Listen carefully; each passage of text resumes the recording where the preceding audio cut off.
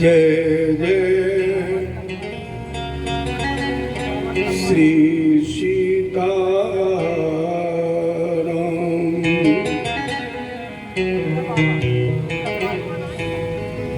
जय जय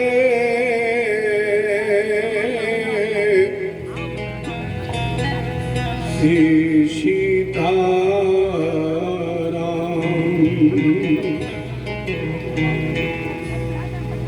जय जय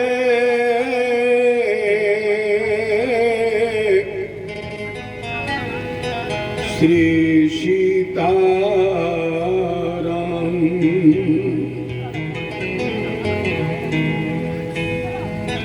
अखंड मंडलाकारं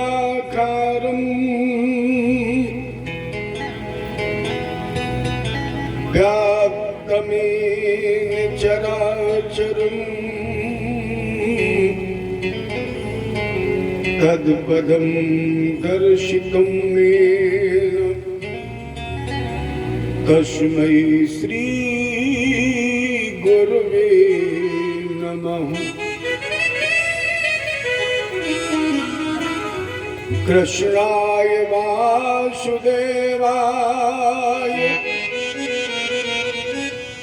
हरे परमात्मने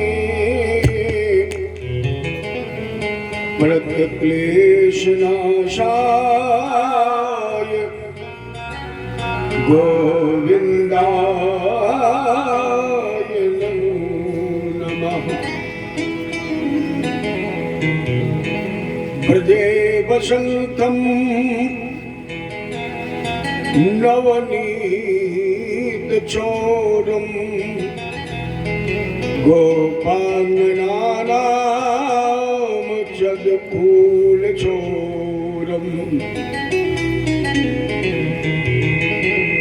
अनेक जन्मार्जित पाप चोरम्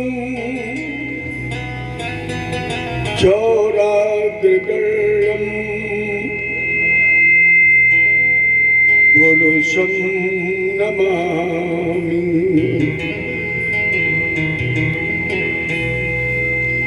नौमीध्यते भ्रवपुषे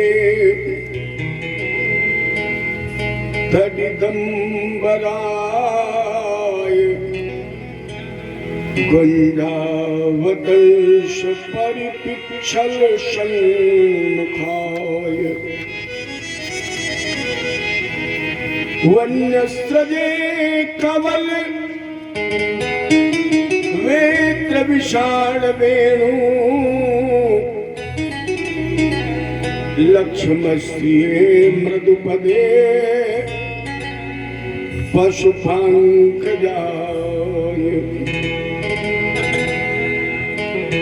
योऽन्तः प्रविश्य मम वाचमिमं प्रसुप्तां सञ्जीवयत्यखिलशक्तिधरां सुधाम्नां अन्यास्तहस्तचरण श्रवणत्वगादीन् प्राणानमो भगवते पुरुषाय तुभ्यम्।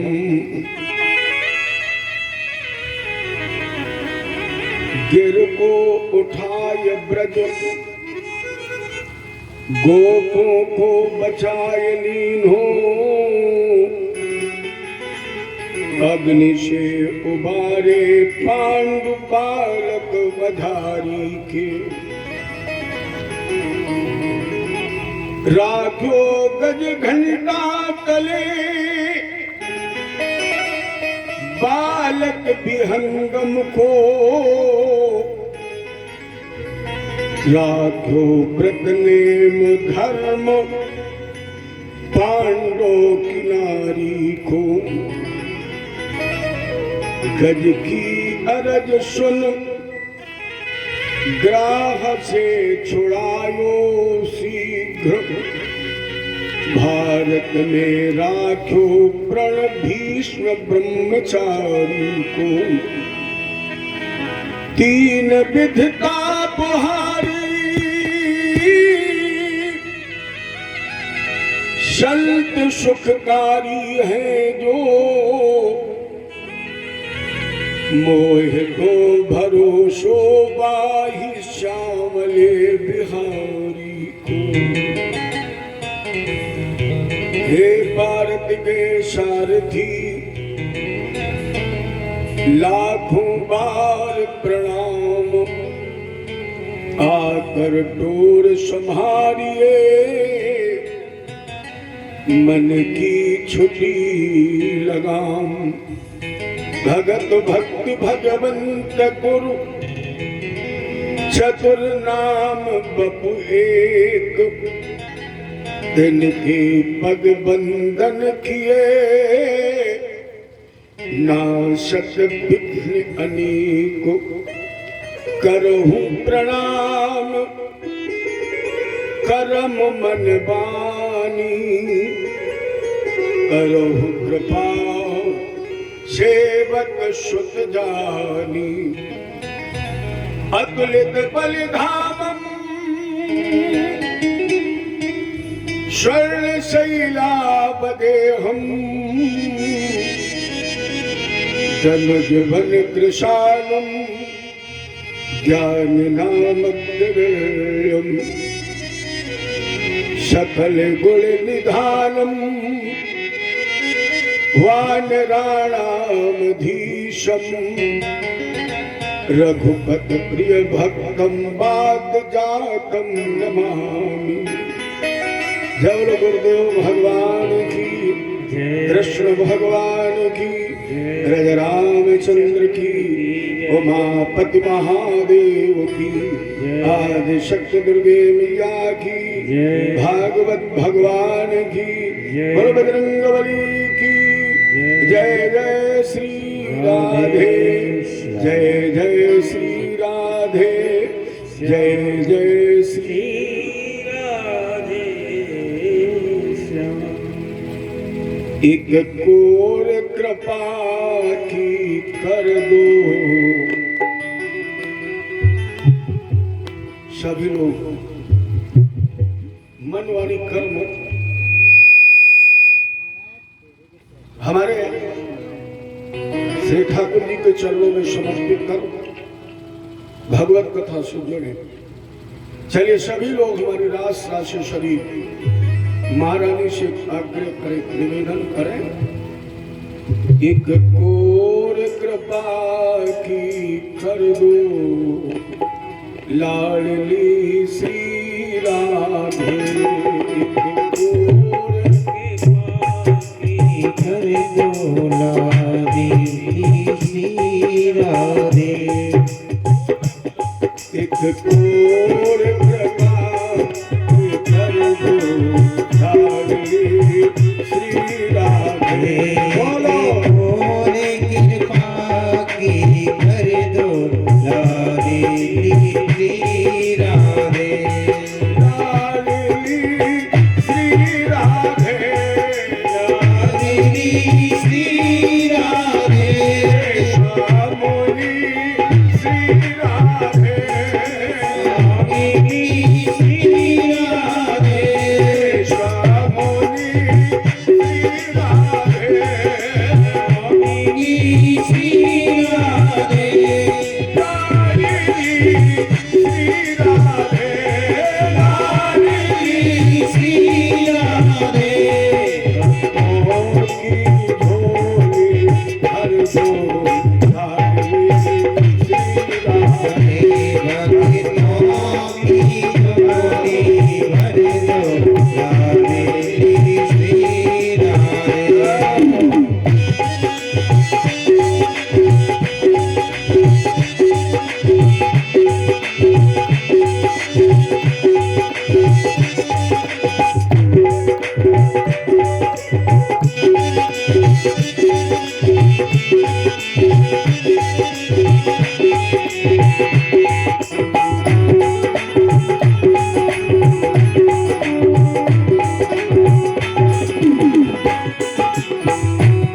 मैं तो राधे राधे सदा ही रट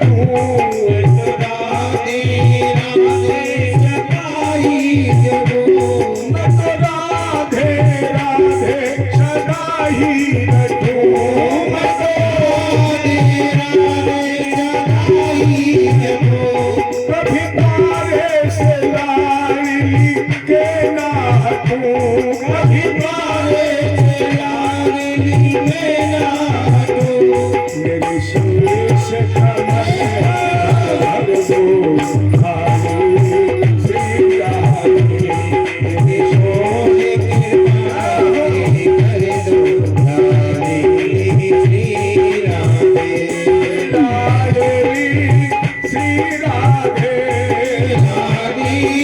श्री राधे श्यामोनी श्री राधे कामिनी श्री राधे और कृपा कर दो हरि श्री राधे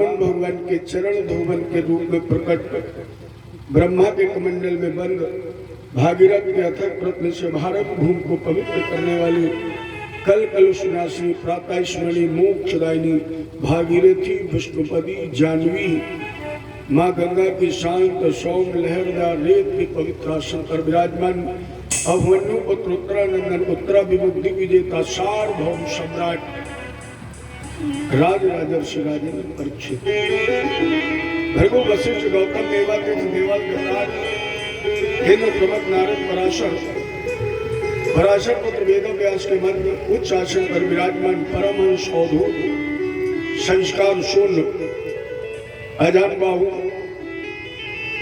श्री सुखदेव जी महाराज, जिनके मध्य में श्रीमद् भागवत वार्ता अंतर्गत याद है आपको, हमारी आपकी चर्चा कहाँ चल रही थी?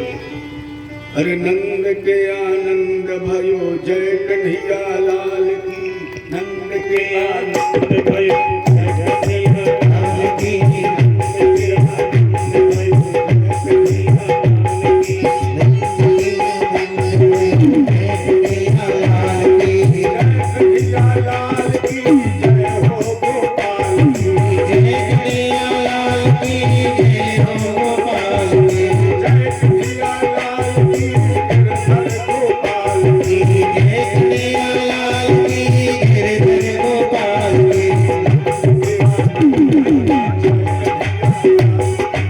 नंद के आनंद भयो जय कन्हैया लाल की, हाथी घोड़ा पाल की, जय कन्हैया लाल की, हाथी घोड़ा पाल की, जय कन्हैया लाल की, हाथी घोड़ा पाल की, जय कन्हैया लाल की, हाथी घोड़ा पाल की, जय कन्हैया लाल की, नंद के आनंद भयो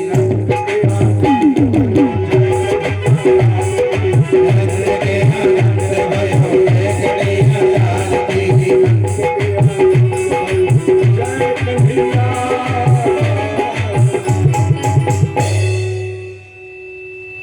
नंद के आनंद भयो जय कन्हैया लाल की। ये कहा जाए, कृष्ण घर नंद के आए, घराना हो तो ऐसा हो, कृष्ण घर नंद के आए और घराना हो ऐसा हो, आहू विप्राण वेद ज्ञान कृष्णाता सुचरतम। कैसा दान कर रहे हैं? जैसे बाबा ने लिखा रामायण में, शरे वह सुदान दीन सब काहू, अजिम पावा राखा नहीं ताहू। अब वो कौन सा दान है जो किसी ने अपने पास नहीं रखा? कौन सा वो दान है जो कहीं को कहीं नहीं? पढ़िए, जो भाई दशरथ पुत्र जन्म सुन काना, और मानहु ब्रह्मानंद समान।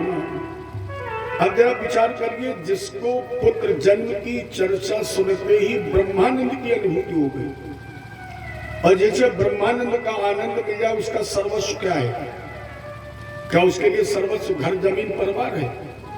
ब्रह्म के आनंद का सर्वस्व प्राप्त करने वाले को सर्वस्व ब्रह्मानंद ही तो है। और आनंद कहीं ठहरता है? आनंद एक के पास ठहर नहीं सकता है। आनंद तो नित्य निरंतर गतिशील है। तो जो भी पाता था वो आगे बढ़ा देता। तुम भी आनंद में जिम पावा। तो यहाँ तो साक्षात आनंद का जन्म हुआ है। नंद के आनंद भाई तो सर्वस्व वही तो है, जिम पावा। सब आनंद में है, सब लूट रहे हैं, लुटा रहे हैं। और इधर कंस आबाद बैठक चल रही है। मेरा महारानी मारने वाला 84 को ब्रजभूमि में कहीं पैदा हो चुका है। एक प्रस्ताव पारित हुआ, नवजात शिशुओं को मार दिया जाए। जितने दुर्ग में बच्चे 84 को ब्रजभूमि में हैं, उनको मार दिया जाए तो शत्रु भी मारा जाए। एक प्रस्ताव पास हुआ उधर, गोपान गोकुल रक्षायाम निरूप मथुराम गता कंसस्य वार्षिक्यम करम दातुम कुरुद्वहा। उधर आपात चर्चा चल रही और इधर नंद ने कंस का वार्षिक कर टैक्स देने के लिए गोकुल की रक्षा का भार कुछ ग्वालों के कंधों पर रखा और कुछ ने छकड़ों पर दूध दही माखन लादा और कंस के यहाँ पहुंचे, क्योंकि प्रजा अपना टैक्स देती है सरकार का। तो ये जमींदार नंद भी कंस का कर दिया। कंस के कर के बाद ही अपने मित्र वसुदेव जी के पास पहुंचे। संवेदना व्यक्त की, मित्र वसुदेव, इस संसार में मेरे जैसा कोई अभागा मित्र होगा? मैंने इतनी आपत्ति के समय भी आपका साथ नहीं दे पाया। अभूते देव की पुत्रा कंसेन बहवो हता।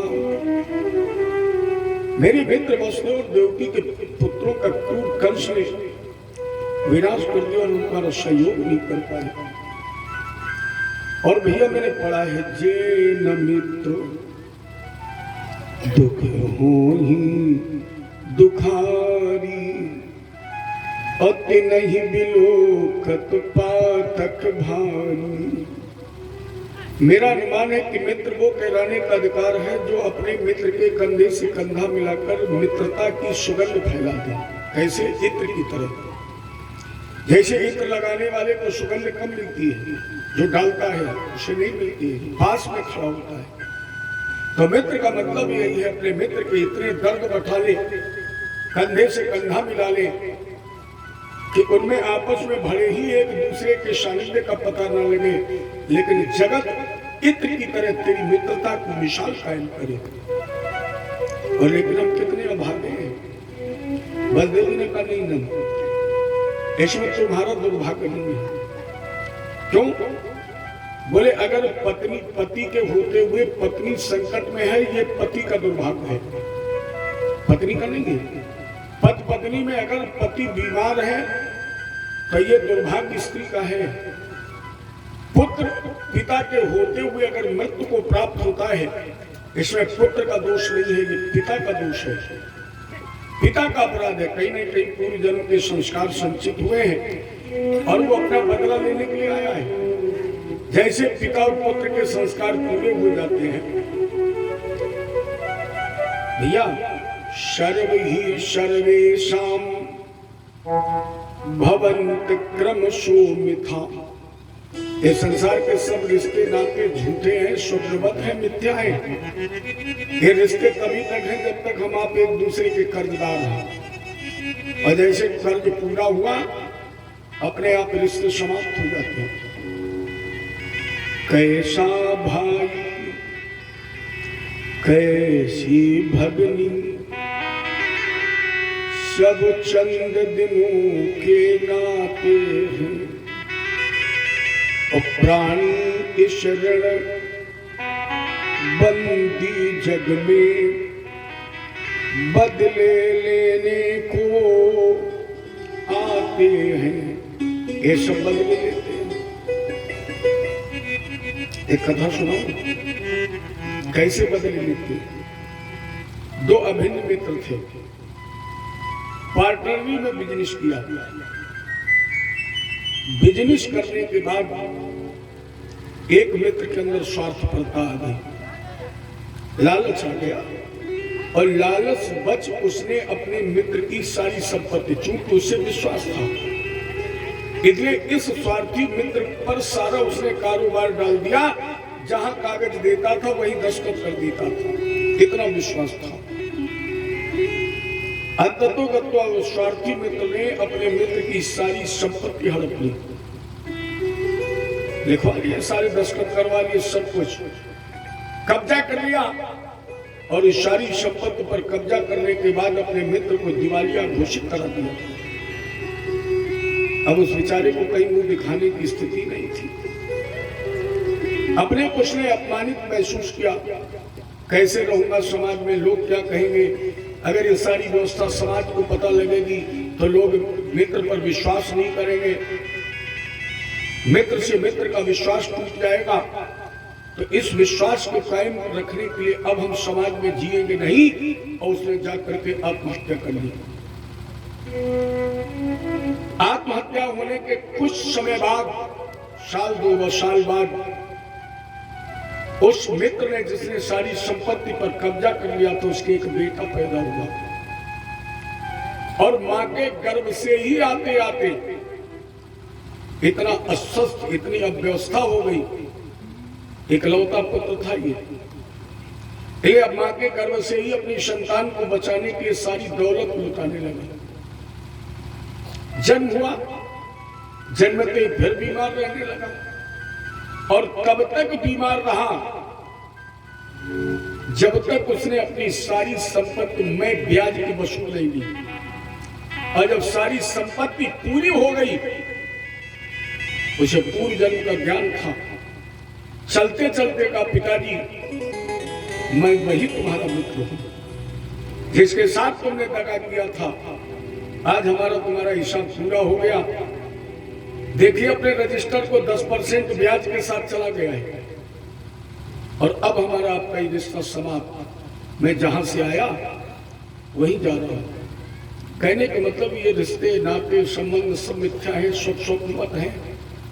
ये हमारा आपका मिलन हो रहा है, ये रिश्ता आज का नहीं, पूर्व से ही संबंध जुड़े हैं। कहीं ना कहीं ये संयोग है। बलदेव जी ने कहा मित्र, ये शोक मत मनाओ कि कोई किसी को मारता है, न कोई किसी को जन्म देता है, न कोई किसी को मारता है। निज कृत कर्म भोग सब भ्राता। इसलिए मेरी इच्छा है, आपने कंस का कर दे दिया, हाँ, तो अब आप वापस चले जाओ। मुझे आशंका कहीं आपकी अनुपस्थिति में गोकुल में कोई अनिष्ट ना हो जाए, इसलिए आप लौट जाओ। नंद जी ने सोचा मेरे मित्र वसुदेव जी कभी असत्य नहीं बोलते, इन्हें आशंका है तो कहीं ये सत्य ना हो जाए, इसलिए चिंतित होकर वापस गोकुल की तरफ चले गए। ये सोचते हुए गोकुल जा रहे थे। नंद पथ बचा सौरेन मृखे विचिंतयन। ये तो चिंतित वापस गोकुल जा रहे थे, तब तक कंसेन प्रहिरा घोरा पूतना बाल घातनी। तब तक कंस की भेजी हुई पूतना नाम की राक्षसी सुंदर सोरे श्रृंगार के गोपी का स्वरूप बनाए। ये बकासुर की बहन है, इसका एक नाम बकी भी है। स्तन में हालाहल कालकूट नाम का विश्व। ये बाल हत्यारी माने विशेषज्ञ है बालकों की हत्या करने में। गोकुल की गली गली में घूमी, लेकिन इन्हें कोई बच्चा नहीं मिला।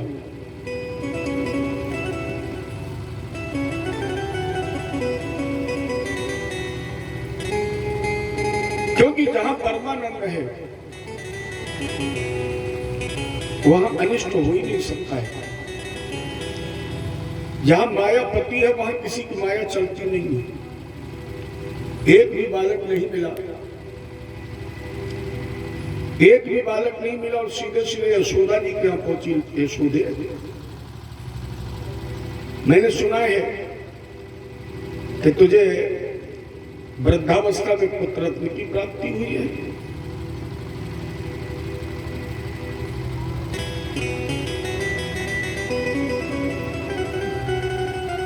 बहन जी पार्वती जी की तरह सोइए, नहीं तो सुखदेव जी कथा सुनाएंगे। हालांकि कथा में नींद आती है, भगवान का वरदान है विद्या देवी को, लेकिन चैतन्यता बनाए रखी। अब तो वरदान का समय आ रहा है, अभी तो विशेष होशियारी की आवश्यकता है। जय जय श्री। आइए सुनते। जब किसी को वृद्धावस्था में पुत्र की प्राप्ति हो, कोई नई वस्तु लेकर के आए, तो उसके मन में चाहत होती है कि लोग इसे देखें, इसकी तारीफ करें। तो यशोदा जी के लाला की तो घर घर में चर्चा थी। यशोदा जी ने उत्साह में पूतना की गोद में भगवान को डाल दिया। कन्हैया बोले हाँ, मौसी जी आ गई है। और ये भारत में वो मौसी है जिसके लिए कहा जाता है माँ मरे मौसी जिए, जो मौसी सी हो। सबकी दृष्टि में छठी मनाने की तैयारी हो रही थी, सब उत्सव में लगे थे। यशोदा जी गिरकार में लग गई। पूतना ने जहर लिखता हुआ स्तन भगवान के मुख में, और जैसे स्तन मुख में रखा, हमारे बिहारी जी ने आंखें बंद कर ली, नेत्र बंद कर लिए। क्यों नेत्र बंद किए? इसके विद्वानों ने 108 भाव दिए, पूरी एक माला, इसमें 1-2 भाव हमारे आपके बीच में। सबसे पहला भाव, भगवान ने सोचा स्तनपान मां का किया जाता है, और मैं अपनी पूतना का स्तनपान करने जा रहा हूं। इसके हृदय में कहीं मेरे प्रति वात्सल्यता हुई, मामृत स्नेह इसकी आंखों में हुआ, और इसके बाद अगर मैंने इसे मार दिया तो मुझे मातृ हत्या का दोष लग जाएगा। भगवान ने कहा मां से बड़ी मौसी होती है, और ये मौसी बनकर के आई, अगर इसके बाद मार दूंगा तो भी मुझे दोष लगाएगा। तीसरा भाव, भगवान ने सोचा ये मायावी रूप में है और मैं मायापति हूं, मेरे सामने कभी माया टिकती नहीं है, और अगर हमने इसकी नजर से नजर मिला दी तो इसकी माया तो नष्ट हो जाएगी। और मैया यशोदा के महल में है, माया नष्ट हो गई, राक्षसी रूप में प्रकट हो जाएगी, तो मेरे गोकुलवासी डर जाएंगे। इसलिए भगवान बोले हम तुझसे नजर नहीं मिलाएंगे। भगवान ने सोचा कि विषपान करने का अनुभव भोलेनाथ को है, और स्तनपान करने का अनुभव हमें।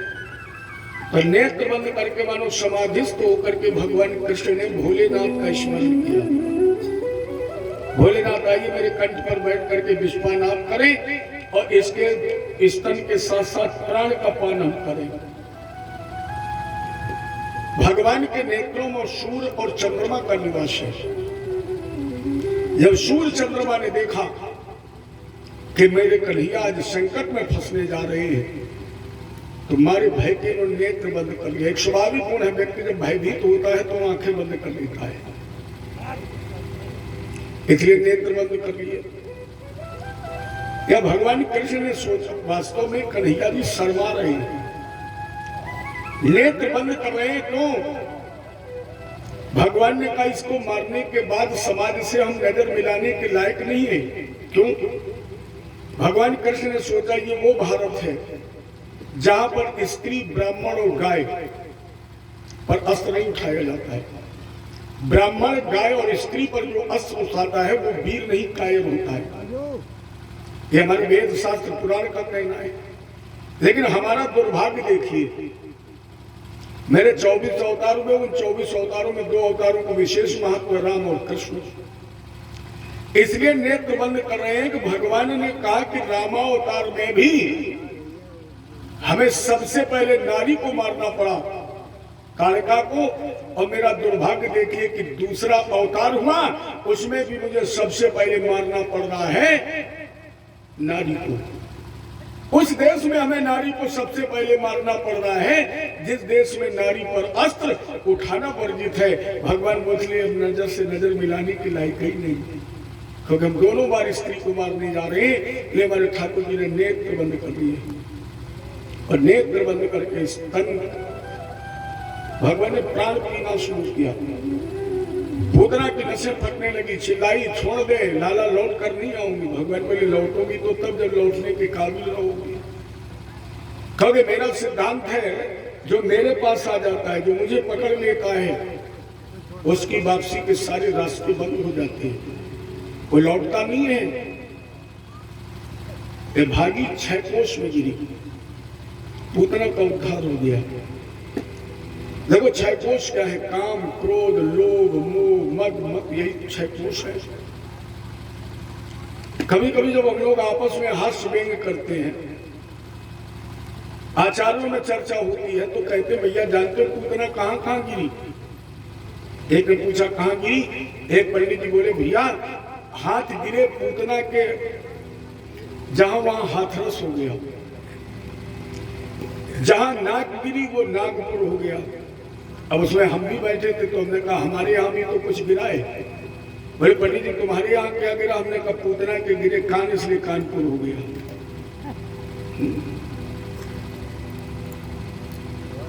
छह कोष पूतना क्या है? वासना। हमारे आपके शरीर में जो वासना है यही पूतना है। और वासना का निवास कहाँ है? काम में है, क्रोध में है, माया में, मोह में है। लेकिन अगर ये जीव वासना युक्त होते हुए भी परमात्मा शरण प्राप्त कर लेता है तो फिर ज्यादा भटकने की जरूरत नहीं है। सुंदर कांड में लिख दिया है, कई बार हमने आपको चौपाई गा के सुनाई है। शने मुख हुई जीव मोई जबहि, शने मुख हुई जीव मोई जबहि, सन्मुख होई जीव मोई जबहि, जन्मोट अविनाशहि कबहि। सन्मुख होई जीव मोई जबहि, जन्मोट अविनाशहि कबहि। बाबा लिख रहे हैं जिसमें कितना भी विकार युक्त जीव क्यों न हो, अजा अंधकार कितना भी वो सूर्य निकलेगा तो टिकेगा। कितना भी अंधेरा हो, अगर सूर्य निकल आएगा तो अंधेरा टिकेगा। मेरे कहने का मात्र उद्देश्य कि जीवात्मा कितना भी अंधकार का भरा हुआ घड़ा क्यों न हो, कितनी भी अज्ञानता क्यों न हो, कितना भी अविवेकी क्यों न हो, लेकिन अब सूर्य रूपी भगवान के सम्मुख जब पहुंच जाता है तो एक दो जन्म नहीं, जन्म कोटि करोड़ों जन्मों के पाप समाप्त हो जाते हैं। तो पूतना का उद्धार हो गया। यशोदा जी ने भगवान को उठाया, सीधे गौशाले में ले गई। गाय की पूंछ से भगवान की नजर जा दी। माँ की ममता है। अरे भरोट विलास राजन, जिसकी पलक उठती है इतनी देर में निर्माण हो जाता है। पलक जितनी देर ठहरती है इतनी देर में पालन हो जाता है, और पलक झपक जाती है उतनी देर में सृष्टि का संहार हो जाता है, एक निमिष मात्र में। और वही माँ के प्रेम में बधा हुआ गोमूत्र से स्नान कर रहा है। गाय के पूंछ से नजर झाड़ी गई, ये लौट करके नहीं गई। पूतना पूर्व जन्म में दैत्यराज बलि की पुत्री थी, इसका नाम था रत्नमाला। जिसमें हमारे हैं बटुक भगवान बौने ठाकुर दैत्यराज बलि के यहाँ गए थे यज्ञशाला में।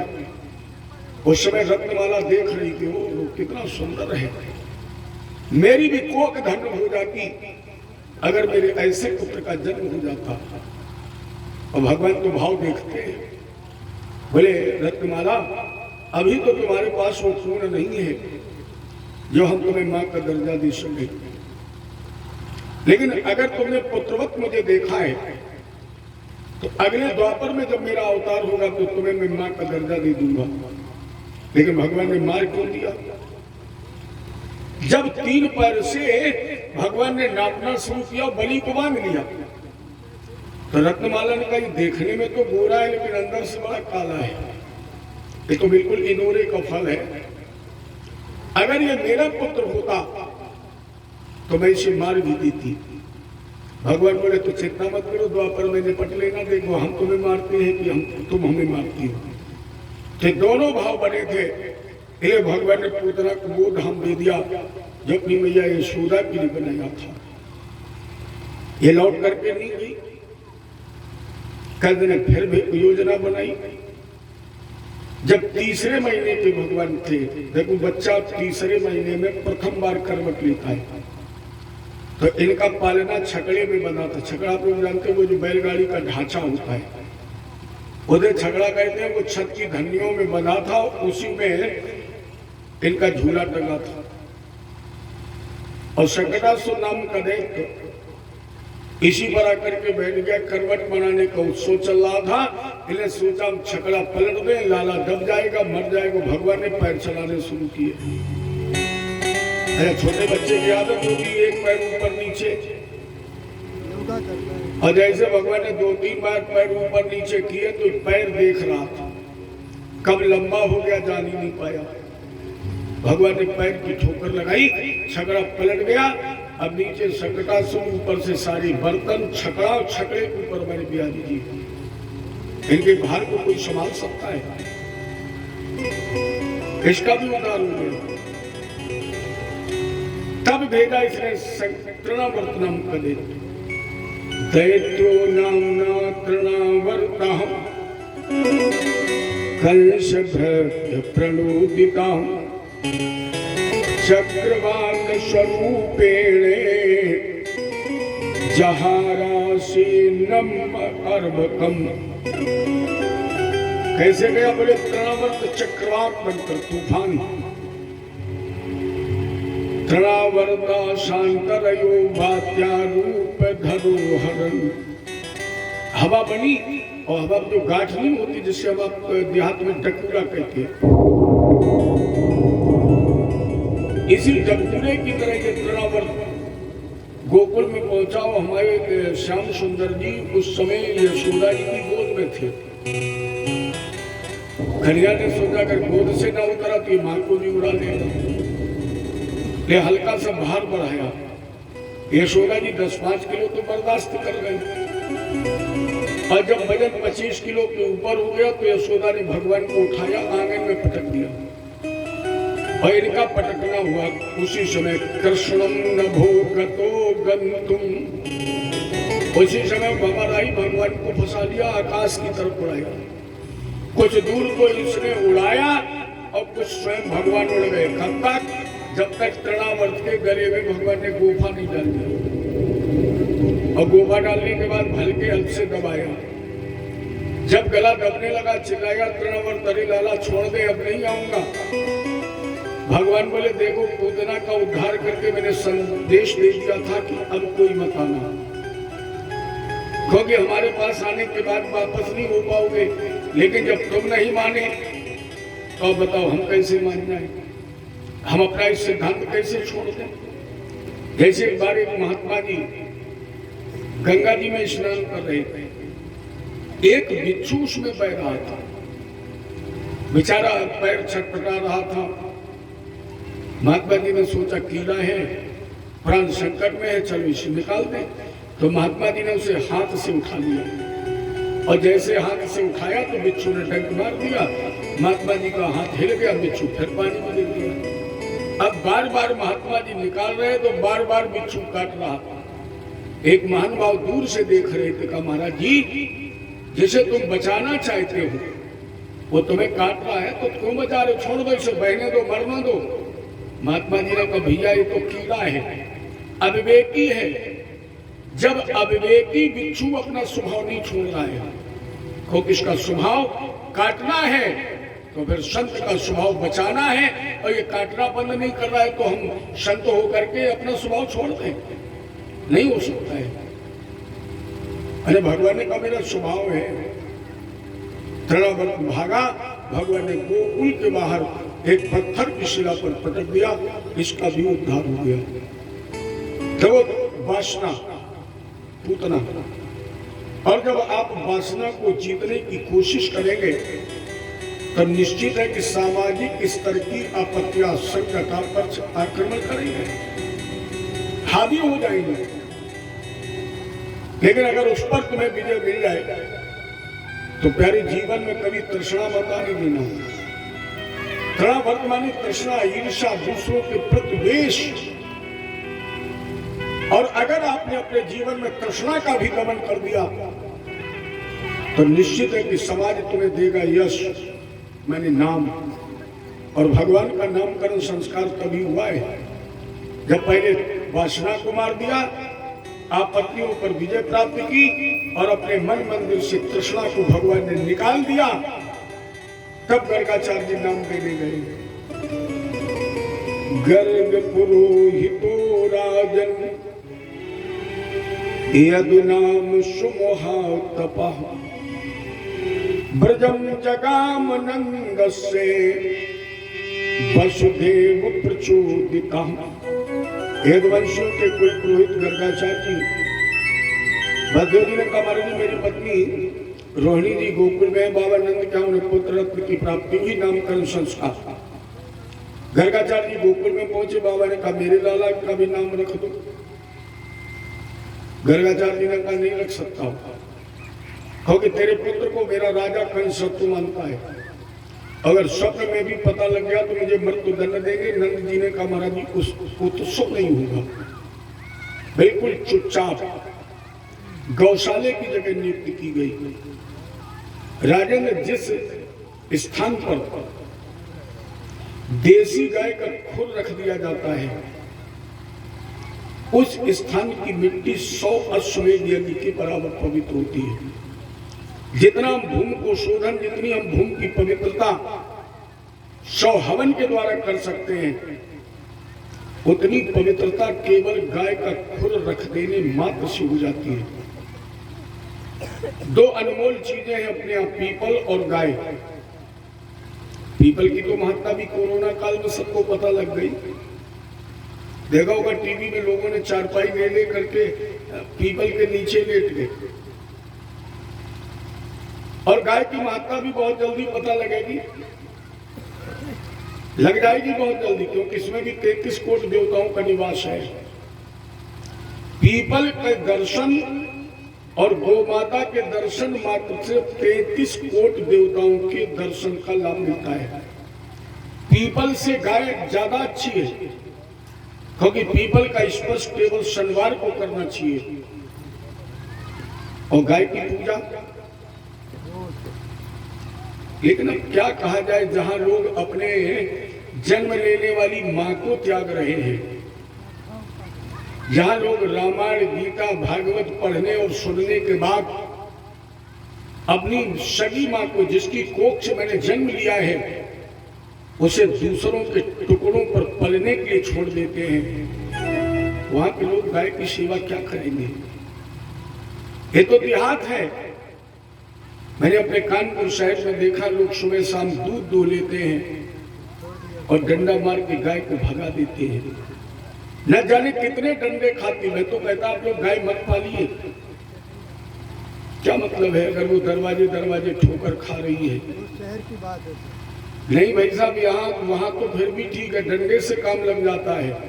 यहाँ तो देखा आपने ऐसे पहले ब्लेड वाले बना दिए गए हैं कि उनसे जब वो घायल हो जाती है तो रामी मालिक है। जब गाय की रक्षा नहीं होती थी तब हर पंडित विद्वान संत महात्मा, आज की बात नहीं है, आपने सुना होगा संत प्रभुदत्त ब्रह्मचारी जी, करपात्री जी महाराज, ये झंडा बुलंद करते थे कि हमारा देश भारत और इस भारत में गौ को सुरक्षा प्रदान की जाए, गौ हत्या बंद हो। हम लोग मांग करते थे और जब हमारी मांग सरकार ने पूरी कर ली तब क्या कहते हैं? अरे उसको तुमने दूध खाया है, उसे बांध के रखो, खूंटे पर खिलाओ, सेवा करो। लेकिन जहां लोग मां की सेवा ना करते हो वहां उम्मीद क्या की जाए? मैंने अपने एक मित्र का बंटवारा किया, अभिन्न मित्र, मेरा क्लास फेलो था, साथ में पढ़ता, 2 भाई थे। मैं इस क्षेत्र में आ गया तो जब वहां बंटवारा हुआ तो उनके पिताजी ने हमें बुलाया, बेटा आ जाओ। तो एक लड़का आपका मित्र है, शायद आपकी बात मान जाए। मैं गया, वहां बंटवारा हो गया, सब कुछ बट गया। और सब कुछ बंटने के बाद मेरा जो मित्र था वो बोला, भैया ऐसा करो माता पिता भी बांट दो। अरे मैं तो पागल हूं, ये कैसे बटेंगे? बोले हम बता रहे 6 महीने हम बाप को रखेंगे, छोटा वाला 6 महीने मां को रखेंगे। जब माँ हमारे पास आ जाएगी तो बाप वहां पहुंच जाएगा। ये बंटवारा है। बच्चे इसलिए बड़े हुए कि माँ को पिता को अलग कर दें। आप तो हमारे साथ कानपुर में ही रहते हैं। आपने पढ़ा होगा 3 साल 4 साल पहले कानपुर के नर्सिंग होमों में छापा पड़ा था और उन नर्सिंग होमों में ऐसी माताएं मिली जिनको कोई बीमारी ही नहीं थी। केवल बच्चों ने पैसों के बल पर माता को भर्ती करा दिया और नर्सों और डॉक्टरों से कह दिया कि हमसे हर महीने पेमेंट लेते रहो, तुम इनकी सेवा करते रहो। स्वतः सेवा नहीं की। इस हिंदुस्तान में 5 अनमोल रत्न हैं जो आपको पूरे विश्व में नहीं मिलेंगे।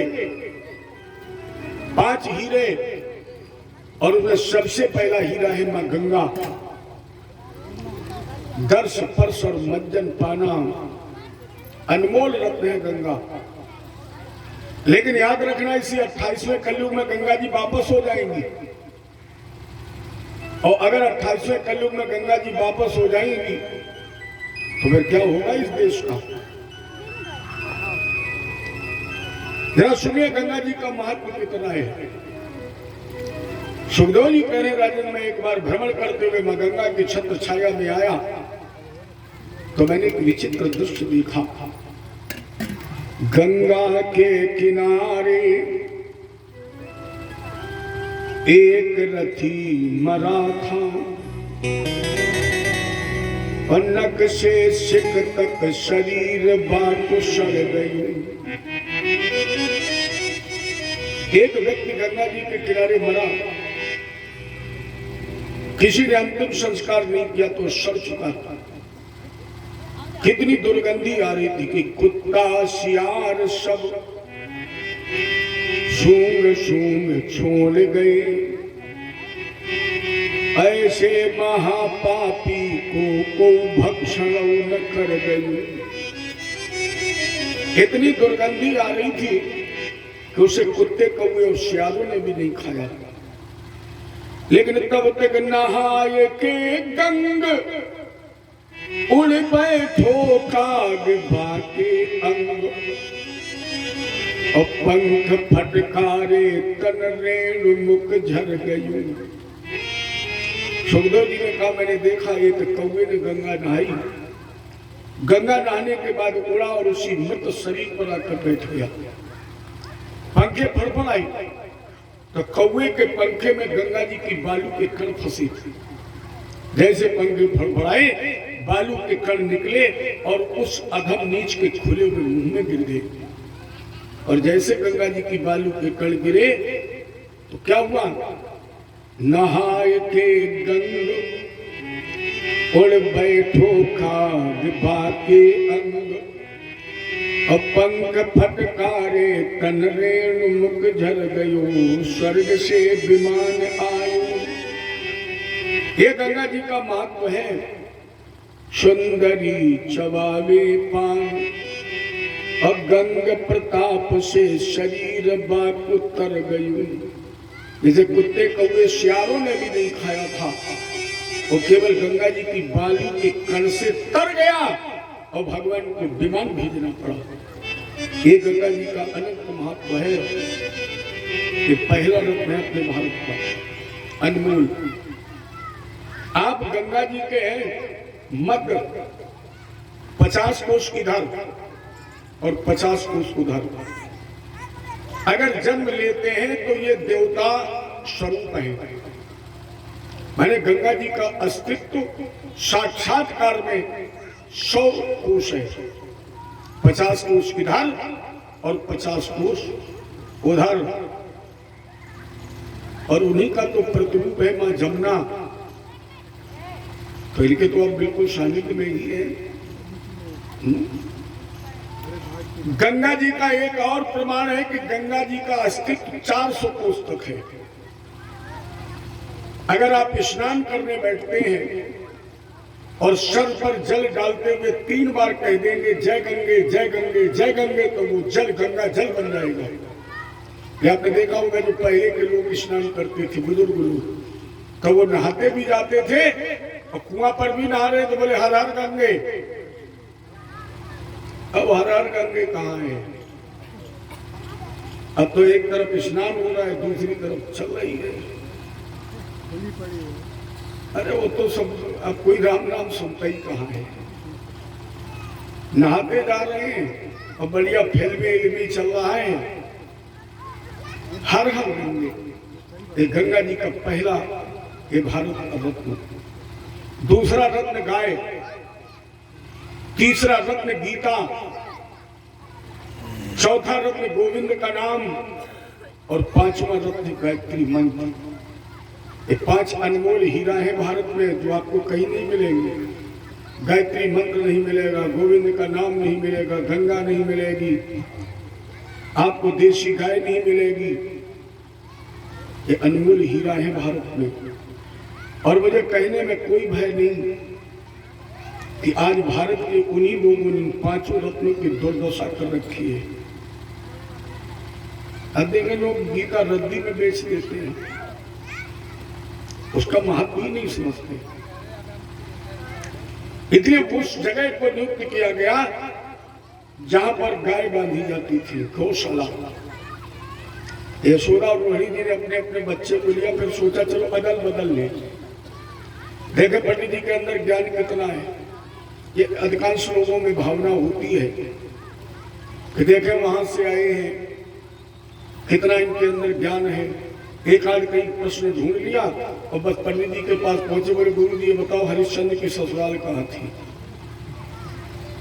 अच्छा ये नहीं मालूम तो महाराज जी बताओ सुदामा जी के माता पिता का नाम क्या था? अपने माता पिता को भूल गए और दूसरे माता पिता की जन्म कुंडली ढूंढ रहे हो। अरे मिल भी जाएगी जन्म कुंडली तो उससे क्या हो जाएगा? नहीं मिलेगा तो क्या होगा? किसी विद्वान से संत से पूछना है तो ये पूछो कि हम क्या करें जिससे मेरा कल्याण हो जाए, उद्धार हो जाए, सदगति मिल जाए, मोक्ष मिल जाए। ये पूछ रहे हो व्यापार चल जाए। ये उत्सुकता होती ही है। दोनों माताओं ने बच्चे बदले, जाकर के पंडित जी को प्रणाम किया और यशोदा जी बोली महाराज जी मेरी गोद में मेरा पुत्र बैठा है, इसका नाम क्या है? ये गर्गाचार्य जी ने सोचा माँ की गोद में ही तो बेटा होगा और ये कह रही मेरी गोद में मेरा पुत्र बैठा है, इसके मतलब कुछ गड़बड़ है। ले बोले ठीक है तुम्हारी गोद में बैठा है, जरा इसका जन्म समय बताओ, तिथि बताओ। तो यशोदा जी लिए तो रोहिणी जी के बच्चे को है और जन्म का समय अपने का बता रही है। बोले भाद्रपद कृष्ण पक्ष अष्टमी तिथि 11:55 पर। आचार्य जी ने गणित निकाली, बोले ये तुम्हारा नहीं हो सकता है, क्योंकि ये जो समय है इस कालखंड की अगर गणना की जाए तो पुत्र श्याम वर्ण का होना चाहिए, ये गोरा है, ये तुम्हारा नहीं समझ में आ रहा। फिर गर्गाचार्य जी ने कहा अयम ही रोहिणी पुत्रो रमेन सुहृदौ गुणै आख्यास्यते राम इति बलाधिक्यादि बलम विदु। अरे यशोदे तेरी गोद में जो पुत्र बैठा है ये तेरा नहीं है, रोहिणी पुत्र, ये रोहिणी जी का पुत्र है। बलाधिक्याद बलम विदु, ये बलियों में महान बलि होगा, इसलिए इसका प्रथम नाम होगा बल, दूसरा नाम होगा राम और दोनों को मिलाकर लोग कहेंगे बलराम। एक बात और है यशोदे, इसका जन्म खींच करके किया गया है, कर्षण करके किया गया है, इसलिए इसका दूसरा नाम होगा संकर्षण। यह जब आगे चल करके यदुवंशियों में विवाद होगा, फूट पड़ेगी तो ये कर्षण करेगा, दोनों पक्षों को मिला देगा, इसलिए भी इसका नाम पड़ेगा संकर्षण। बलदाऊ, हलधर, दाऊ, कुछ लोग इसे बलभद्र भी कहेंगे। भद्र माने होता है कल्याण। ये बलियों में महान बलि होते हुए भी अपने बल का प्रयोग जग कल्याण के लिए करेगा, इसलिए इसका एक नाम होगा बलभद्र। अब यशोदा जी ने कहा तुम्हारा जी मेरे लाला, और जैसे गर्गाचार्य जी ने देखा यशोदा जी बोली महाराज जी बुढ़ापे की निशानी है, जरा गौर से देखना, इसका भाग्य कैसा, ग्रह नक्षत्र कैसे, गौर से बताना।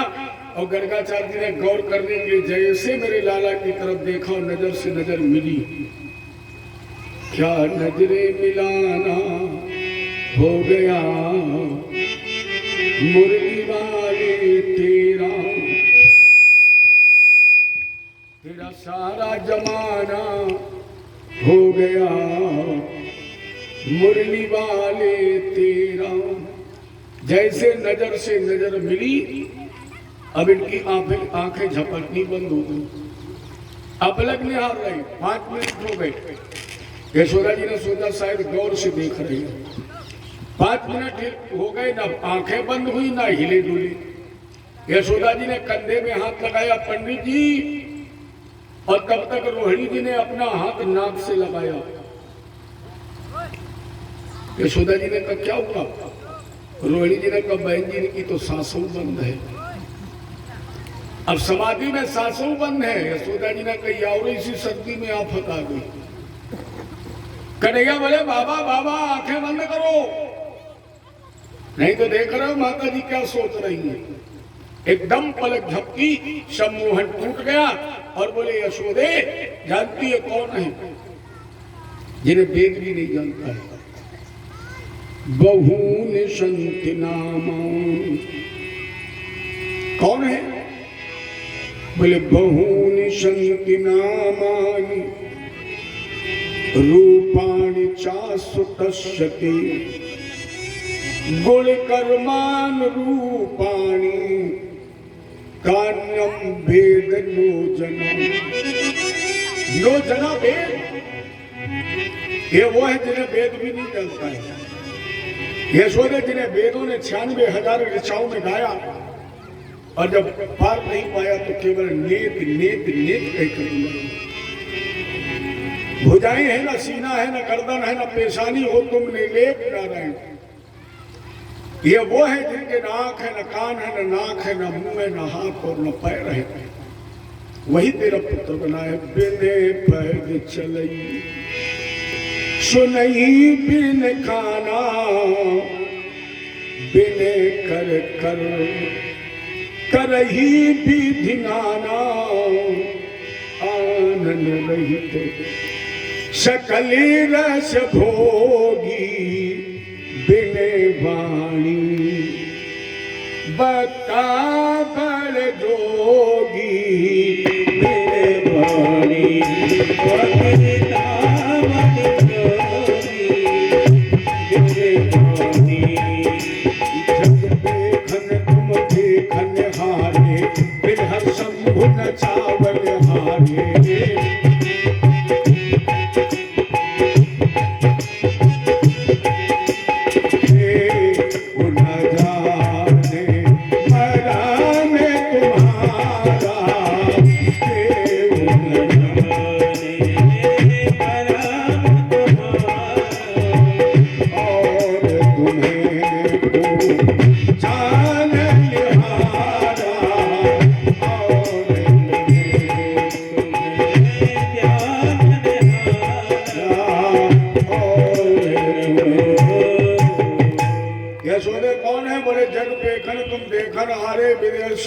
नचावन हारे तेऊ न जाने मराम। लोगों ने बाबा गोस्वामी जी से कहा कि महाराज जी फिर जाना कैसे जा सकता है? ब्रह्मा विष्णु जिसका मर्म नहीं जानते उसके पीछे मैं कहां तक भटकूं, कैसे जान पाऊंगा? गोस्वामी जी ने कहा जितना कहने में सरल है, जितना लिखने में कठिन है, जितना समझने में कठिन है, उतना मिलने में सरल है। सरल है कैसे? बाबा ने उत्तर भी दे दिया, राम ही केवल प्रेमो प्यारा, राम ही केवल प्रेमो प्यारा, जान ले जो जान निहारा। वेद जी ने भी लिखा है 2.5 अक्षर पढ़े प्रेम तो नटवर नयन समाए, मोहन प्रेम बिना नहीं मिलता चाहे कर लो कोटि। उपाय, प्रेम बगैर नहीं मिलता है। होय विवेक मोह ब्रह्म भागा, तब रघुनाथ चरण अनुरागा, क्योंकि मिले न रघुपति बिन अनुरागा। जरा मानस के पन्ने दो चार पलटिए। योगी कह सकता भगवान नहीं मिले, वियोगी कह सकता भगवान नहीं मिले, रोगी कह सकता भगवान नहीं मिले, लेकिन आज तक एक भी ऐसा विरागी भक्त, आपको अनुरागी भक्त नहीं मिलेगा जो ये कहे कि मैं भगवान नहीं मिले। मानी योगी जोगी भोगी रोगी को भगवान न मिले, लेकिन एक भी ऐसा अनुरागी भक्त नहीं है जो भगवान से मिला न। मानस में ही प्रमाण है। कैसे मिले? बोले सती मरत हरिशन बर मांगा, और जन्म जन्म शिवपद अनुरागा। अरे भगवान शंकर के चरणों से प्रेम था तो मिले। इसके बाद किसे मिले? बोले शंकर राम रूप अनुरागे, और नयन पंचदश अत प्रिय लागे। भगवान शंकर को और पूजा की ने अधिक अनुरागा। किसने पूजा की? परम भक्ति जगत जननी जानकी जी ने। लेकिन पूजन में है क्या जो आपकी पूजा में नहीं है? जब मैया जानकी जी पूजा करने के लिए चली तो साधकों ने बाबा गोस्वामी जी से पूछा, बाबा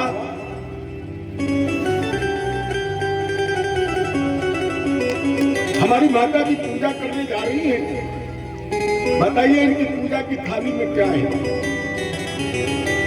तो कम से कम जब हम भगवान की पूजा करने जाएंगे तो हमारी भी पूजा की थाली में वही चीज होनी चाहिए। ये आप कृपा करके बताइए कि जानकी जी की पूजा की थाली में क्या है? गोस्वामी जी ने बड़े गौर से देखा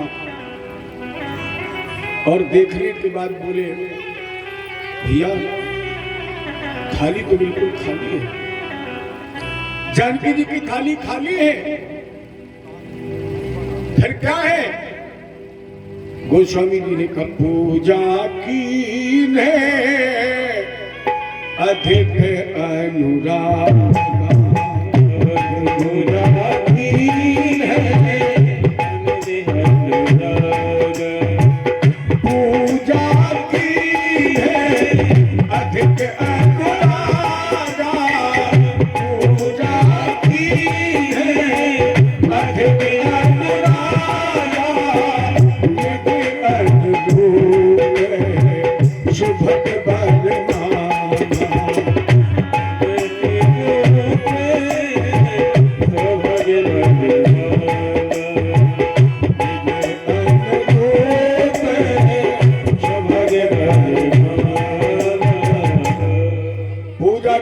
अधिक अनुरागा निज अनुरूप सुभग बर मांगा। सभी लोग जानते हैं, फिर जानकी जी को वही तो मिला है, करुणा निधान। और एक विलक्षण भक्त है, गए विभीषण पास प्रभु कहि पुत्र बर मांग, अते ही मांगे भगवंत पद कमल अमल अनुराग। मेरी समझ में रावण तो खामखा में मर गया, राम जी को तो लंका जाना ही पड़ता क्योंकि विभीषण अनुराग मान चुका है। और जब राम जी पहुंचे सिया स्वयंवर में तो इन्हीं बिलो कति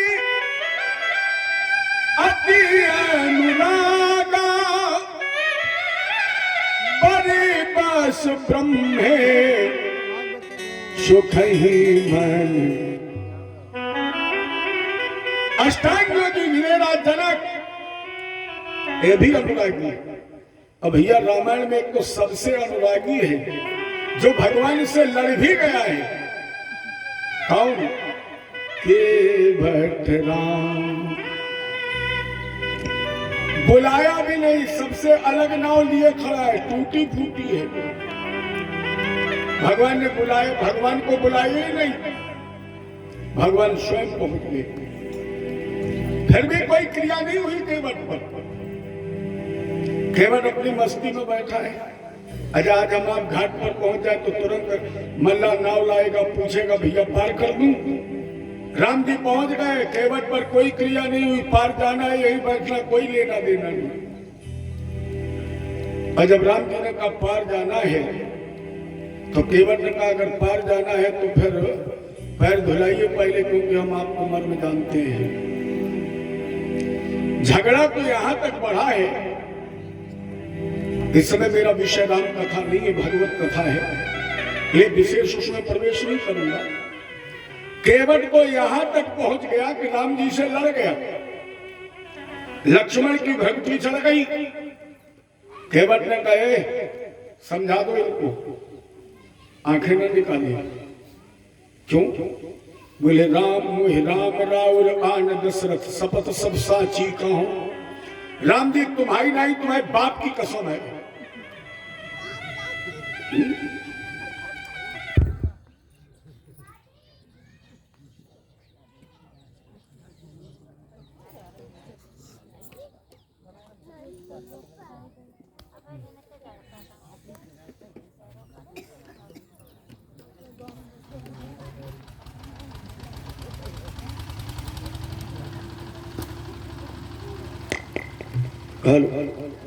क्या कहा? बोले तुम नहीं, तुम्हारे बाप दशरथ की कसम है, जब तक पैर नहीं धोलेंगे तब तक पार नहीं जाने देंगे। लक्ष्मण जी ने कहा भैया तो भाई इतने सीधे हैं, कुछ बोलते नहीं। पहले भैया से लड़े, अब बताओ बापन तक जा रहे।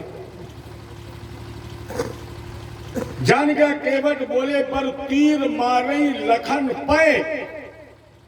कह दो इनसे, अकड़ रहे ना पीछे खड़े खड़े, मार दे।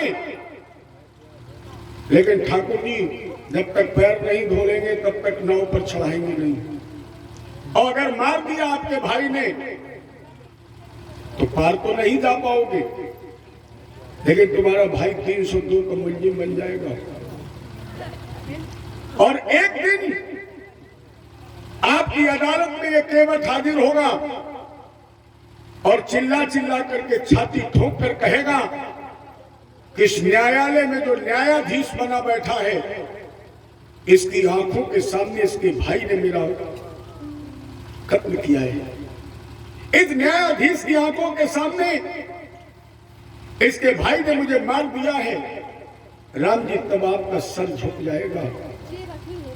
ज्यादा से ज्यादा कुर्सी पर होंगे तो यही तो कहोगे कि तुम्हारी बात का कोई गवाह है। ये मत समझना कि मेरा कोई गवाह नहीं है। राम जी ने कहा गवाह कौन है?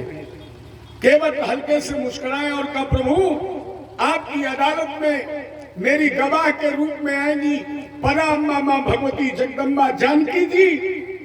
ये अपने लाडले केवट की गवाही में आएंगी और ये कहेंगी कि हाँ राम, मेरी आंखों के सामने तेरे भैया लक्ष्मण ने। क्या उत्तर दोगे? ये कह दो थोड़ा सर झुका ले, अकड़ने की जरूरत नहीं है। और हमारी तो कसम है जब तक पैर नहीं धो लेंगे। तो केवट राम रजाय सुपावा और पानी कठोता भर लिया अति आनंदे। किससे धो रहा है? अति अनुरागा चरण सरोज पखारन लाऊंगा। अब राम जी एक चरण पर खड़े हैं। अब वो एक ही धो रहा है, दूसरे का होश ही नहीं। राम जी के पैर लड़खड़ाने लगे। बोले तो दोनों पैर उठा लो, धो दे एक साथ। राम जी ने कह रहे हमने पागल समझा था, दोनों उठा ले, दोनों पैर उठ जाएंगे। केवट ने कहा जो हम कहें वो करो। क्या? बोले हम तुम्हारे पैर धो रहे हैं, तुम हमारा सर पकड़ लो। प्यारे आज सर कैसे भगवान पकड़े? कल्पना करिए जैसे एक माँ अपने छोटे बच्चे को जब नहलाती है ना, एक माँ अपने जब छोटे बच्चे को नहलाती है तो बच्चा डर की वजह से क्या करता है, अपनी माँ का सर पकड़ लेता है। आज उसी तरह भगवान केवट का सर पकड़े हुए हैं। राघो चरणे जले जात हो, आज केवट पखारे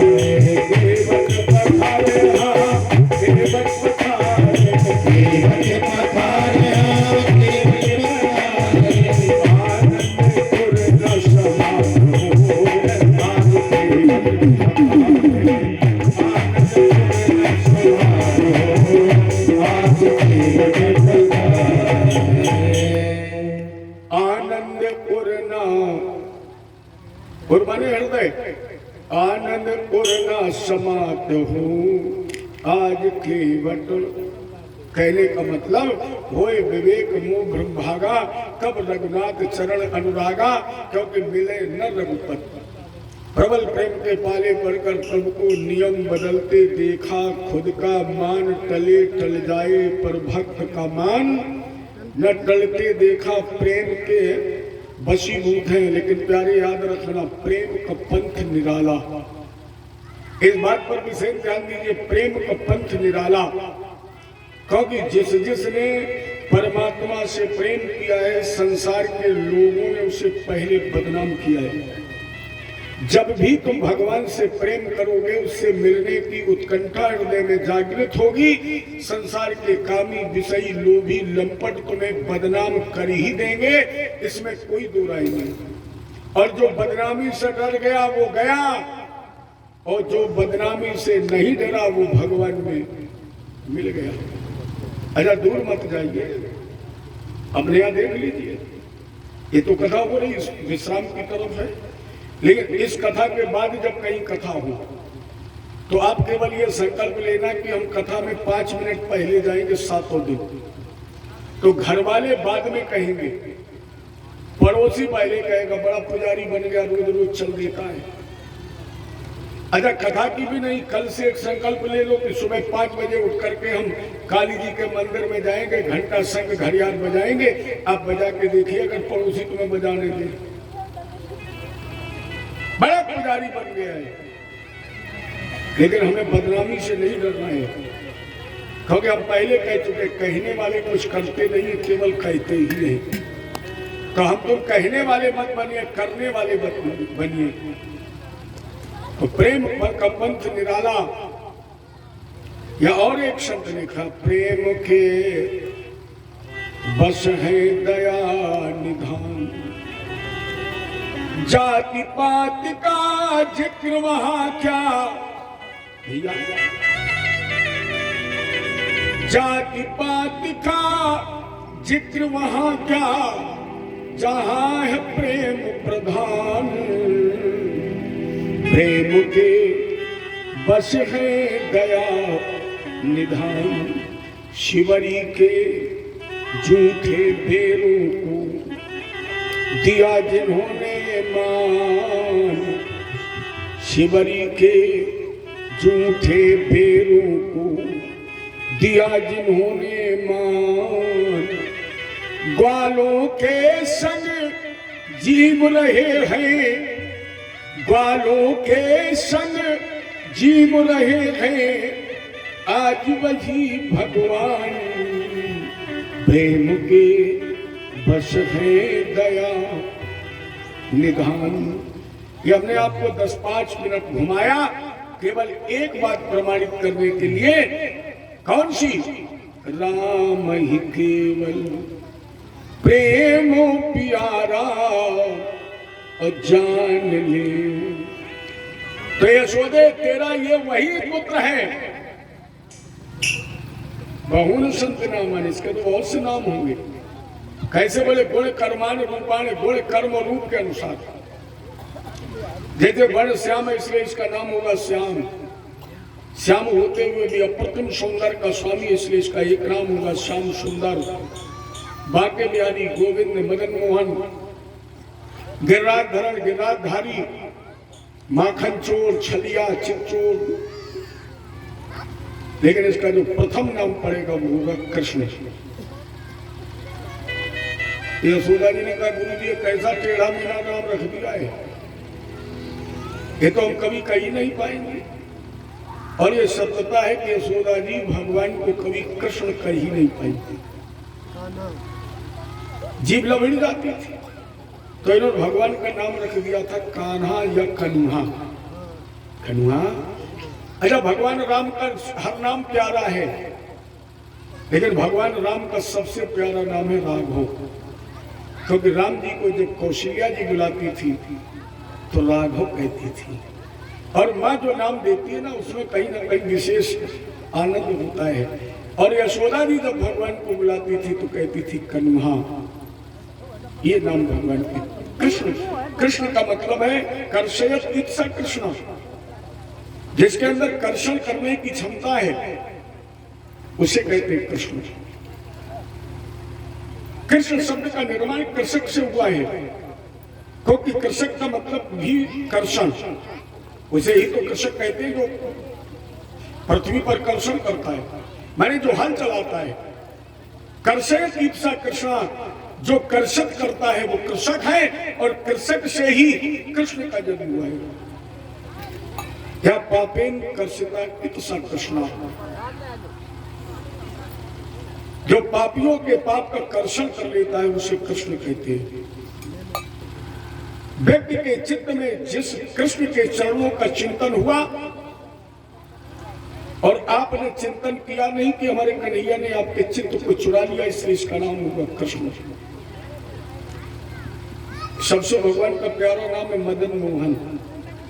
इसका शाब्दिक अर्थ बहुत अच्छा है। मदन मोहन का शाब्दिक अर्थ है मदना मोहना, जिसके अंदर ना तो किसी प्रकार का मद है और ना किसी प्रकार का मोह है। जो मद और मोह से रहित है वो मदन मोहन, या मदन माने काम, मदन माने काम प्यारे, जिसने मदन का मर्दन कर दिया है, जिसने काम का दमन कर दिया है। और आगे चलकर देखेंगे महाराज चीरहरण सब में भगवान ने काम को पानी पी पी के मारा है। तो जो मदन का मर्दन करने वाला है उसका भी नाम होगा मदन मोहन। और गर्गाचार्य जी जब नाम बताते बताते थक गए तो बोले कहाँ लगी नामे बड़ाई और राम न सकई, नामे गुण गाई नाम। ये भी अगर चाहे तो नहीं बता सकते। यशोदा जी ने कहा तो पंडित जी अब भोजन। देखिए अब भगवान की कितनी प्रबल माया है, बगैर उनकी कृपा के माया नहीं छूटती है। और मैं तो ये सोचता हूं कि माया छोड़ने का भी विषय नहीं है। ये चक्कर में मत पड़ो कि माया छूट जाए, बनी रहने दो, तुम अपना काम करते रहो, छूटी जाएगी। छोड़ने के चक्कर में पड़ोगे कभी नहीं छूटेगी, ये जेब में पड़ी रहे, लेकिन तुम अपने पथ पर चलते रहो। अच्छा अगर माया छोड़ने का विषय होती तो दुर्गा सप्तशती में जब आप पाठ करते हैं तो एक श्लोक आता, या देवी सर्वभूतेषु माया रूपेण संस्थिता नमस्तस्यै नमस्तस्यै नमस्तस्यै नमो नमः। तो हमने तो माया को भी प्रणाम किया है, लेकिन अब माया का स्वरूप कि तुमने क्या बनाया है। आप बताइए बच्चे को कौन नहलाता है? माँ। कलयुग में तो सब संभव है। अब तो माँ को बेटा बाद में जानता, बाप को पहले जानता है, कलयुग का सब है। लेकिन पहले की स्थिति में क्या था? कौन नहलाता था? माँ। तेल कौन लगाता था? माँ। बाल कौन काटती थी? माँ। तेल काजल कौन करता था? माँ। कपड़े कौन पहनाता था? माँ। और जब बच्चा सजकर तैयार हो जाता था तभी तो पिता गोद में लेता था। जब खूब सज गया तो उत्साह से दौड़ करके पिता ने भी अपने बच्चे को गोद में उठा लिया। लेकिन जैसे बच्चा पिता की गोद में पहुंचा तो स्वागत कर दिया। स्वागत का मतलब समझ गए? अच्छा बच्चे ने स्वागत कर दिया। अब बताइए कोई पिता ऐसे है जो अपने बच्चे के कपड़े बदलता है? वही बीच में कंधा पकड़ के टांग लेगा, पतरीज का ले इसके वस्त्र बदलू। कौन बदलता है? माँ। अर्थात जब माया रूपी माँ तुम्हारा श्रृंगार कर देगी तभी हमारा परम पिता तुम्हें गोद में उठाकर भव से पार कर देगा। अगर सजे और संवरे नहीं, इसलिए पहले माया के माध्यम से। लेकिन माया 3 प्रकार की है, माया, योग माया, महामाया, सतोगुणी, रजोगुणी, तमोगुणी।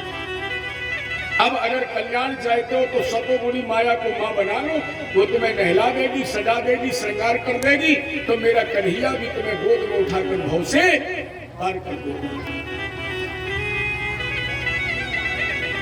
मगर भगवत कृपा से तो कुछ होता ही नहीं। गर्गाचार्य जी ने भोजन तैयार किया, 9 लाख गौओं का दूध है। अभी क्या बता चुके हैं? कान्यम वेद नो जना, ये वो है जिन्हें वेद भी नहीं जानता है। अभी अभी बताया ये वो है जिन्हें वेद भी नहीं जानता है। अब भगवान ने मुस्कुरा दिया। गर्गाचार्य जी ने आवाज लगाई, ओम नभ्यासी दंत रक्षक शीश्रोध्यो संवर्धक पदभ्याम भूमर्द शास्त्रोता तथा लोकान अकल्पयन्ना। प्राणाय स्वाहा, पानाय स्वाहा, उदानाय स्वाहा, समानाय स्वाहा। अब मंत्र पूरा नहीं हो पाया, भगवान ने भूख लगा दिया। गर्गाचार्य जी भूल गए कि ये कौन है। आवाज लगाई, अरे यशोदे देख तेरे लाला ने मेरा प्रसाद जूठा कर दिया। गर्गाचार्य जी बोले, गुरु जी नाराज मत, तो दूध बहुत है, अपनी बना लो। कन्हैया बोलेगा ही दूध है, प्रसाद में जूठा किया तो। और गर्गाचार्य जी ने फिर प्रसाद तैयार किया, आंखें बंद की, बोले तदीयम वस्तु गोविंदम। भगवान फिर आए, थाली में लग गए। अरे यशोदे फिर तेरे लाला ने प्रसाद दूं। यशोदा ने कहा अच्छा बहुत नखट, अभी कमरे में बंद करती हूँ। ले गई भगवान को कमरे में बैठाला, बाहर कुंडी लगाई, ताला लगा दिया, चाबी साड़ी की खूंट में बांधी, कमर में खोस ली। तो पहले छल्ला वल्ला तो चलते नहीं थे, पहले बुजुर्ग माताएं वही साड़ी के खूंट में चाबी कमर में खोस ली। गर्गाचार्य जी ने प्रसाद तैयार किया और बोले त्वदीयम वस्तु गोविंदम। कन्हैया बोले पंडित जी बड़े विचित्र हैं, पहले बुलाते हैं और जब हम जाते हैं तो शिकायत करते हैं, लेकिन पंडित जी अगर तुम बुलाना बंद नहीं करोगे तो हम आना बंद नहीं करेंगे, क्योंकि तुम बुलाओ मैं ना आऊं ऐसा हरजाई नहीं, तुम बुलाओ हम आएंगे। गर्गाचार्य जी हल्के से मुस्कुराए, बोले ये बताओ अब कैसे आओगे? भगवान बोले क्यों? गर्गाचार्य जी ने कहा बेटा ताले में बंद हो, अब नहीं निकल पाओगे। भगवान बोले पंडित जी तुम भूल गए हो जितने मथुरा में पैदा होकर एक ही क्षण में कंस की जेल के तालों की चाबी मिला दी है, जितने 7 दरवाजों के ताले खोल दिए हो उसे एक ताला रोक पाएगा? अच्छा रुकेगा जिसके स्मरण मात्र से राम कथा भाव फंदे विमोचन, जिसकी कथा सुन ली जाए, जिसके नाम को गा लिया जाए, श्रवण मंगलम, अगर श्रवण कर लिया जाए तो मंगल हो जाता है। कव कथामृतम तप्त जीवनम कवि तो कलमसापहम, कलमस खुल जाते हैं, जन्म मृत्यु के बंधन के ताले खुल जाते हैं। ये एक लोहे का ताला हमें रोक पाएगा? बुलाओ। पंडित जी ने कहा त्वदीयम वस्तु गोविंदम। भगवान बाहर आ गए, भोग लगा दिया।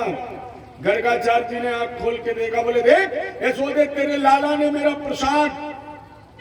यशोदा जी ने कहा मेरी समझ में बाबा दिन में सपनों देखने लगे। कभी कभी ऐसा होता है कि कोई घटना 2-3 बार घट जाए, अच्छा तो कभी देखना प्रयोग करके आप पूरी रात रामलीला देखें, पूरी रात, और दिन में चारपाई आप धूप में डाल लें और आंखें बंद कर लेना, तो तुम्हें पूरा लक्ष्मण परशुराम संवाद सुनाई पड़ेगा। कभी किया अनुभव? हो चुकी है रात में, लेकिन सुनाई पड़ती है दोपहर में। तो कहीं ऐसा तो नहीं है कि बार बार ये घटना घटी है? चाबी देखी तो कमर में है। यशोदा जी भागी, ताला खोला और दरवाजा खोल के अंदर झांकी, भगवान मुस्कुरा रहे। भागी, गौशाले में भगवान खीर खा रहे। फिर पहुंची गौशाले से, कमरे में भगवान मुस्कुरा रहे, गौशाले में भगवान खीर खा रहे। यहाँ वहाँ लगे धुई, यहाँ वहाँ 2 रूपों में भगवान का दिव्य दर्शन प्राप्त किया। गर्गाचार्य जी ने भगवान के दिव्य प्रसाद को ग्रहण किया और अपना जीवन धन्य बनाकर वापस मथुरा आ गए। जब कृष्ण भगवान की, अब भगवान का नाम करो संस्कार हो गया, खाना खन्ना, कितना दिव्य स्वरूप है। आप लोगों को किया बिहारी जी का दर्शन? न किया हो तो जरूर एक बार जाइए। मेरा अनुमान है कि अगर काजल का डिब्बा भी इनके सामने खोल दिया जाए तो शर्मा जाए। इतने गजब के काले हैं कि अगर काजल का डिब्बा भी खोल दिया जाए तो शर्मा जाए।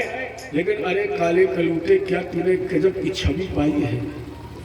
जिसकी भी नजर से तेरी नजर से मिल गई है वो केवल तेरा ही तो होकर रह गया है। इसीलिए तो इनका नाम है कर्षण।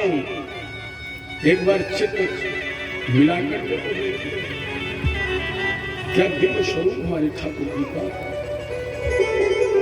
सोहत है चलवा सिर मोर गए, उद्देश्य सुंदर पाग कसी है, कैसे गोरज भाल विराजत, और वैसी ही ये बनमाल पड़ी है, रस खान बिलोकत बोरी भई, अद्रग मूंद के द्वार पुकार हंसी है, खोलो रे घूंघट खोलो कहाँ, वह मूरत नैनन मांझ बसी है। कहीं वो बाहर नहीं है। आप जरा माया का घूंघट खोल करके तो देखिए, वो इन्हीं नेत्रों में तो बसा हुआ है। खोलो रे घूंघट, जिनके सर पर मोर के पंख उठे। मेरे ठाकुर जी का एक नाम बनमाली है, क्योंकि इनके जितने आभूषण हैं वो सब वनस्पतियों के ही तो हैं। ये सोने चांदी के गहने और आभूषण तो लोग अब पहनाते हैं, लेकिन भगवान के जो सर पर मुकुट है ये किसका है? मोर के पंख का। बनमाली नाम क्यों है? इनके मस्तिष्क पर जो त्रिपुंड शोभा पा रहे हैं ये गाय के खुर की धूल का है। भगवान के गले में वनस्पतियों की माला पड़ी हुई है, बनमाली। और आप लोग जानते हैं कि बच्चे तोड़िया भी पहनते हैं। आप थोड़े अपने बाल्यकाल में जाइए, याद करिए अपने बचपन को, आपने भी पहनी है। कब? जब नीम के पेड़ के नीचे खेले, याद करिए। तब क्या किया? पत्ती इधर उधर से अलग कर दी, बीच की जो सलाई बची उसको हमने छल्ला बना लिया, और एक छल्ले में दूसरा छल्ला बनाकर हमने उस नीम की डालियों की ही तोड़ियां पहनी। तो हमारे ठाकुर जी वही नीम की डाली की तोड़ियां छल्ला में छल्ला बना के पहने, इसलिए इनका नाम बनमाली। जिस समय भैया यशोदा ने के हाथ में माखन रोटी दी, ठुमक ठुमक करके खा रहे थे, एक कौवे ने बाज की तरह झपट कर रोटी छीन ली, भगवान आंगन में लौट गए। और जब लौट गए तो ऐसा लगा जैसे पूर्णमासी का चंद्रमा बादलों में छू गया। धूल भरे अत शोभित श्याम, कैसी बनी सिर सुंदर चोटी, खेलत खात फिरे अंगना, और पग पैंजनी बाजत पीरी कछोटी, वाह छवि को रस खान बिलोकत, भारत काम कलाओ निधि कोटि, काग के भाग कहाँ कहिए, हरि हाथ चले गयो माखन रोटी। रोटी ले गए यशोदा जी, जब तक संभालती तब तक भगवान आंगन में। यशोदा जी इस कोने में पहुंची तो भगवान पलटते हुए उस कोने में पहुंच गए, सारा शरीर धूल धूसरित हो गया। एक दिन मैंने इशारा किया, अरे तेरी मंद मंद मुस्कनिया पे,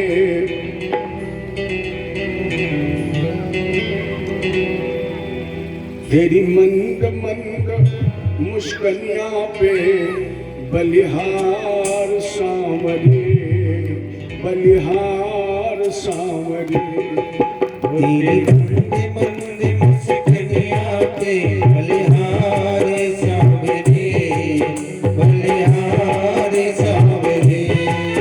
तेरी मंद मंद मुस्कनिया पे, तेरी मंद मंद मुस्कनिया पे, बलिहार सांवरे, बलिहार सांवरे।